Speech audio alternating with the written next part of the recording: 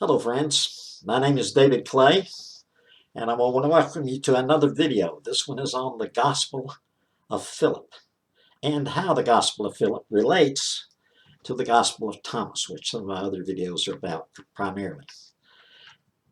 In this video, I want to first answer the question for you: how do you know for sure that the interpretations that I'm giving you in these videos is correct? How do you know that anyone's interpretation is correct? But you need to ask that question. Anytime you're getting spiritual information, you need to make sure of the source and make sure of the answer that you're getting. As St. Paul said, make sure of all things, test all things, prove that, and hold on to that which is good. I'm paraphrasing there a little bit, but that's essentially what he meant by that. And this is what you have to do with anything spiritual, because you can be so misled. I mean, look at mainstream Orthodox Christianity, so-called Orthodox Christianity.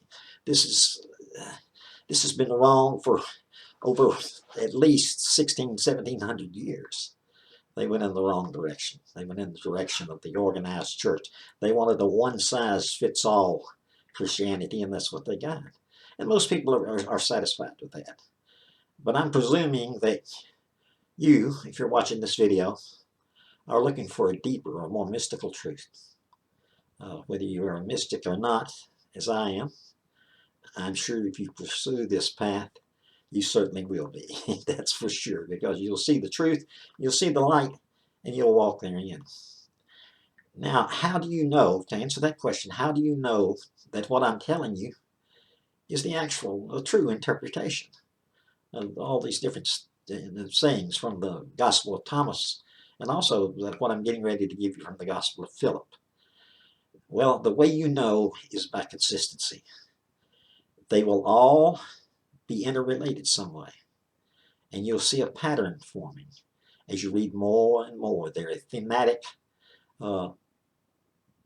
holes within each one of these Gospels that runs through from beginning with the Bible itself. And surprisingly, because the Bible's been tampered with so many times by the church, I think that's been proven by Dr. Bart Ehrman, the best-selling author and scholar, New Testament scholar from the University of North Carolina at Chapel Hill. I recommend you read any of his books if you want to find out what all has happened to the Bible. I think he spent probably 6 or 7 years in the Vatican translating, and he's considered one of the world's foremost authorities on the New Testament. So we know that the New Testament and the Bible not so much, that the Hebrew Bible hasn't been tampered with as much, because they have the Dead Sea Scrolls to compare that against. But the New Testament has certainly, I mean, the idea of the Trinity and all of these things, these concepts that were not there in the beginning, it's been proven they were not there. They're all man-made creations. So modern Christianity is a man-made creation. That's unfortunate. We all weren't taught that in Sunday school, I know, but that is the truth, and that's the way it is. So how do you know that what I'm getting ready to tell you is the absolute truth? The way you know is by comparing it with other scriptures within the Bible itself, because you'll find them there that'll parallel exactly what I'm saying in the Gospel of Thomas. Surprisingly, a lot of people don't realize that, but I'll show you in just a minute how that is. It begins in the book of Genesis, and it goes through the Gospel of Thomas. It runs through the Gospel of Philip, and I'm going to show you exactly how that is. There's a consistency. It'll be saying the same thing over and over again to drive the message home, and it'll always have the same interpretation, even though it's shown in a different way and cast in a different, perhaps with a different metaphor or something to that effect. So now I'm going to have to go back and to begin this video and to tell you the story of what happened at the ending in the book of Genesis, what happened in the Garden of Eden, and there'll be kind of a retelling of the Garden of Eden, a correct telling of the Garden of Eden, where the man, Adam, and Eve, his wife, ate of the forbidden fruit. The fruit that God told them, or this Creator God told them, that if they ate thereof, they would surely die. You've got to understand that the Garden of Eden was not located on the earth. I laugh sometimes when I see these archaeologists and these anthropologists that go out looking for the Garden of Eden and ostensibly claim to find the Garden of Eden somewhere in the Middle East or somewhere on the earth, different places throughout. There's different ones that have said different things. But the Garden of Eden, the Bible doesn't say this, but the Garden of Eden did not exist on the earth. Surprisingly, though, the Holy Quran of Islam, this may surprise everybody, does tell you that the Garden of Eden is not on the earth. I forget which sutra it's in, but it tells you that the Garden of Paradise, that's what the Quran calls the Garden of Eden, the Garden of Paradise is a spiritual realm, a pre-matter realm. I guess you could call it an astral or an etheric realm, right before it's created into matter. So Adam and Eve lived in a spiritual environment where they didn't die. They never died. They didn't know what death was. Everything was provided for them. They lived in absolute perfection. They didn't go here or there because there was no polarity in that world. There's no polarity in the spiritual world at all. And there certainly was none in the Garden of Eden. So these concepts about being hungry or death, they knew nothing about this. But the serpent, now what does the serpent represent? It's not Shaitan or Satan, the devil, as we call it in Christianity, or the Christianity that I grew up in anyway. And it's not the devil, it's not evil, it's just simply the tempter. It's a tempter-like situation that's being set up here in the Garden of Eden. But what the serpent represents, and you may know what this is, wisdom, a particular type of wisdom. The Bible says in two other places, be ye therefore wise as serpents and as gentle as doves. All throughout different cultures, the serpent represents intelligence, wisdom, knowledge, a particular type of knowledge. You know how the snake, the caduceus, is on the medical symbol. That represents medical knowledge.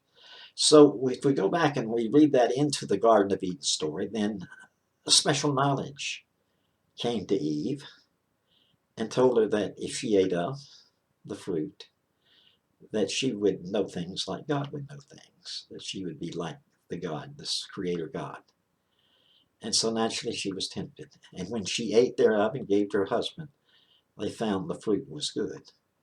But what they didn't know at that time, when they ate and they found the fruit good, was that very shortly thereafter, because of the fruit they were eating of was the fruit of polarity, duality, good on one side, evil on the other, and they would experience the opposite of the good tasting fruit when they ate the bitter herb of the field, as they later had to do in the continuing story of Genesis, if you remember. Man had to earn his living by the sweat of his brow, and woman had to go through childbirth with pain. They had to experience both pleasure and pain because those are opposites. See, everything in this world that we live in, this space-time continuum that we call our reality, this temporary world that we find ourselves locked in a body in, everything manifests in a state of polarity.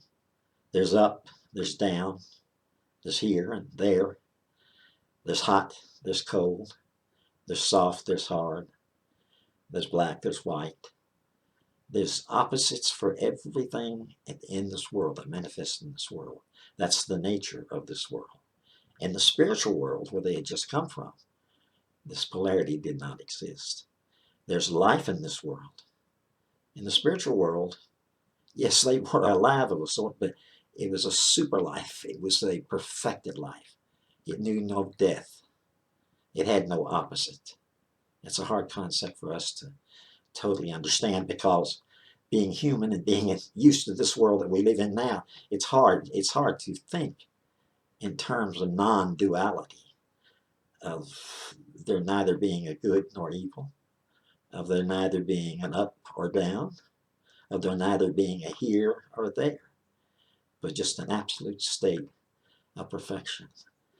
Because, see, the thing they do not, a lot of people do not understand, and I think in religion they don't understand, in the spiritual world, the ultimate spiritual world, evil does not exist. This idea of a war between heaven and the devil, and all of this is myth. In the spiritual world, the world of God, there's only absolute perfection. There can be nothing else. As St. Paul says, where the Spirit of the Lord is, there's liberty. That's a special Greek word he uses there, which means absolute, unequivocal liberty. There can be no opposite to absolute perfection. So naturally, when they ate of the fruit, they were cast down into this world.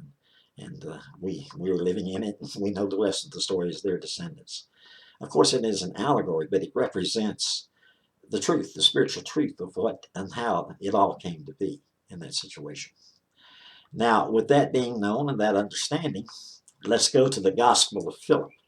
And what does the Gospel of Philip say in the 5th paragraph? If you have a copy of the Gospel of Philip, you can read along with me, or you can just take my word for it that this is what it says in the 5th paragraph, and you can check it later. Light and darkness, life and death, right and left, are all brothers of one another. And truly they are. They are opposite of each other. They are inseparable. In other words, you can't have good without having evil. You can't have up without having a down. You can't have right without left. You can't have life without death. Not in this world. Because of this, neither are the good good, nor the evil evil, nor is life life, nor death death. For this reason, each one will dissolve into its earliest origin. These things are only applicable when we consider them from the reference point of this world that we live in, this space-time continuum, the physical world. If you get beyond the physical world, which you can do while you're in this world, and I'm going to show you how to do that in a moment, as amazing as that might sound. When you get beyond this world and you focus on the spiritual world, you're not subject any longer to these things. Now that may surprise you, and I want you to test that. I'm going to show you in a minute how to begin this process. Don't accept it because I say it. Test all things. Remember, these sayings in the Gospel of Thomas and in the Gospel of Philip, they're not for your intellectual stimulation. They're for your edification, for your improvement, for your spiritual advancement. But it means that you have to find a means to employ them, to make them work in your life, to adopt them to a routine, to a method, to a technique that will not only impress your consciousness, but also alter and change your life, your physical life too. But those who are exalted above the world are indissoluble, eternal. If you learn to overcome duality, even part-time, as a part-time thing, you can never, while you're in the space-time continuum, at least I don't think so. Let me say I have never been able to so far. Totally, completely overcome duality. You can't do it until you leave this world. But you can partially overcome it. And any effort in that direction, believe me, bears wonderful benefits. Bears amazing benefits. Spiritual benefits. You'll have other evidence come to you. Things that if I told you now, some of the things that have happened to me, you just simply would get up and cut off the video and say, well, the guy's obviously crazy, or he's lying one. And that's why I'm not going to say some of the things that have happened to me on this. I don't think that's appropriate right now. That would be bragging. That would be going on about some things. And I've had some bad things happen to me. You're not going to get above in this space-time continuum. If you have good, then you have evil too. You're not going to get above your problems, all of your problems. All of us have a certain, I think, if you call it karma or whatever. Of course, I believe in reincarnation. Again, that's in the Gospel of Thomas and the Gospel of Philip. And it's an obvious circumstance reincarnation is. It goes without saying. I've been allowed to remember several of my past lives. Of course, I knew about them early on. I worried my mother when I was 4 years old wanting to speak German because I remembered having, as I pointed at my brother's high school, I couldn't even read English. I hadn't been to school yet. Pointed at his high school history book, my older brother, and told my mother that I wrote in one of those. I was in one of those. Of course, my mother, she took me to the doctor. Of course, the doctor said, well, the child just has an overactive imagination. But I could tell you story after story of things like that. But That's for another time. Right now we're to get into the Gospel of Thomas, and how does it compare to the Gospel of Philip with what I'm talking about. If you remember from the video that I made on saying 22 in the Gospel of Thomas, I'm going to read it to you again just to remind you, so bear with me, because it compares to what I just said and what I just read from the 5th paragraph of the Gospel of Philip. Jesus saw some babies nursing. He said to his disciples, "These nursing babies are like those who enter the Father's kingdom." They said to him, "Then shall we enter the Father's kingdom as babies?" Jesus said to them, now listen closely, "When you make the two into one, and when you make the inner like the outer, and the outer like the inner, and the upper like the lower, and when you make male and female into a single one, so that the male will not be male, nor the female be female, when you make eyes in place of an eye, a hand in place of a hand, a foot in place of a foot, an image in place of an image, then you will enter the kingdom." How do you do this? That's the next question. I'm sure you'd like that answered before I leave this video. How do you do this? How do you practice this non-polarity? How do you get beyond thinking in terms of up and down, good and evil, here, there? How do you do that? Well, I mean, we every day we're faced with all of these alternatives. We're faced constantly with the world of duality because we're Adam and Eve's children. We can't seem to get out of it until we die, of course. But how can we do it while we're still here? Well, I'm going to show you a way to begin doing it. Now, later on, I'm going to make a video that will give you an advanced technique to use. But right now, you have to practice. You have to practice. There's no other way about it. You can't get beyond the world of duality just by sitting and intellectualizing and thinking about it. That might be interesting and to a certain point educational, but it's not spiritually edifying. It doesn't carry you to the next stage of your spiritual development, which is what this is all about, is spiritual development. Your progression towards self-realization, the realization that God dwells in you. This is the ultimate. And that's what all of these things are leading to. As you'll see, as these tapes these videos I'm making come together, you'll have a better understanding of this. Be patient. Listen to this video again and again until you get this down pat. So, how do you begin practicing non-duality? Well, you do it in short bursts. Once a day, twice a day. Say for the next 30 minutes. I'm not going to look at anything and make a judgment. It's all in judgment. See, the human mind tends to judge everything and to weigh everything against this and that, this and that. And that's reasoning with duality, and that's what you don't want to do. You want to withdraw from this and that to where you no longer, at least momentarily, for 15 minutes if you want to, for as long as you can just sit there in absolute repose, close your eyes if you need to, and withdraw from the world. Withdraw from the world. Do it at least once a day until you can for an hour. Now, I realize not everybody says that they have an hour, but if you're watching this for your spiritual edification and your spiritual growth and development into a higher plateau of understanding and spirituality, then you'll make the time. It's just a matter of whether it's important or not. Your priorities in your life. If you'd like to stay in the world of duality, and if you enjoy the good sometimes and then the bad sometimes, or do you understand what I'm talking about and would rather move at least part-time into a greater understanding of what the world of spiritual perfection is like, absolute perfection, to where you're no longer in, for at least that part of the time, in the world of duality. Someday you'll be out of the world of duality entirely. But for now, you have chosen, your soul has chosen to come here to experience and to learn.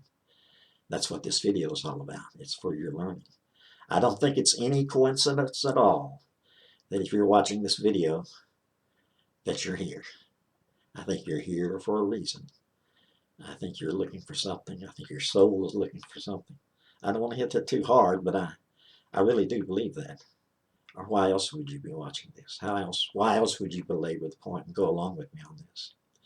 So, for 10 minutes a day, twice a day, 3 times a day if you can, just takes a few minutes, 5 minutes if you want to.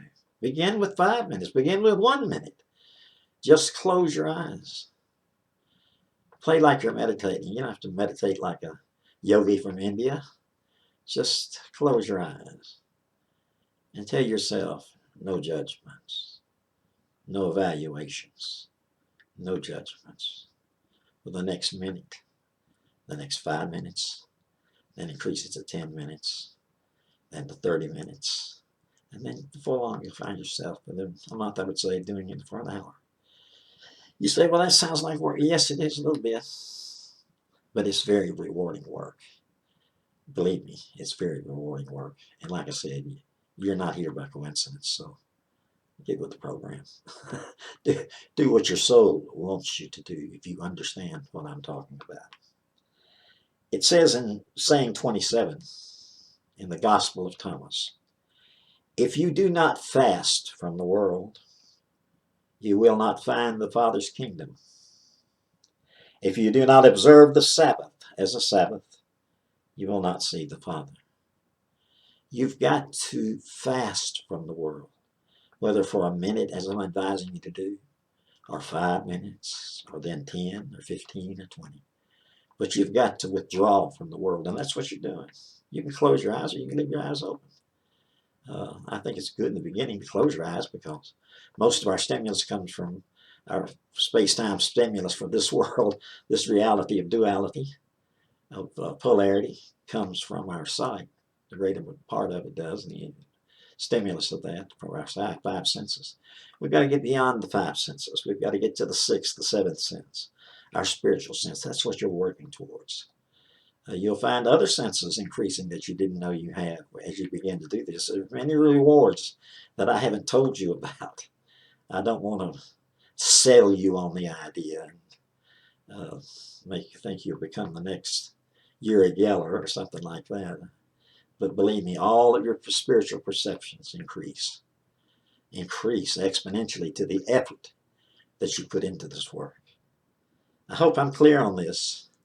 And I hope you learn to fast from the world, which means fasting from the world of duality. Okay, this has been a little bit longer video, but it's a very important video, and I needed for you to know about it. I hope those of you that can will support our work by going to patreon.com, patreon.com/Secrets of Thomas, and make a donation. Help us to expand our work and our base. If you're getting benefit out of this, help us support our work. And I don't care if it's $2 a month or $1 a month or $100 a month or $500 a month. It doesn't matter. Any effort at all is positive effort. So help us like we help you, and help us to help others. I'm not paid for doing this, so this is volunteer work, so I want to reassure you of that. But we do need better equipment. We do need better facilities. We have a small office where we do these videos in, and it gets to be expensive. And I think the burden, if you're benefiting from it, should be shared by all. So if you can, $1 a month, if you can, $2 a month, if you can, $100 a month, whatever you can feel like that you can contribute, then do so. And we appreciate it. Until then, on the next video, I'm David Clay. Wishing you have a great week.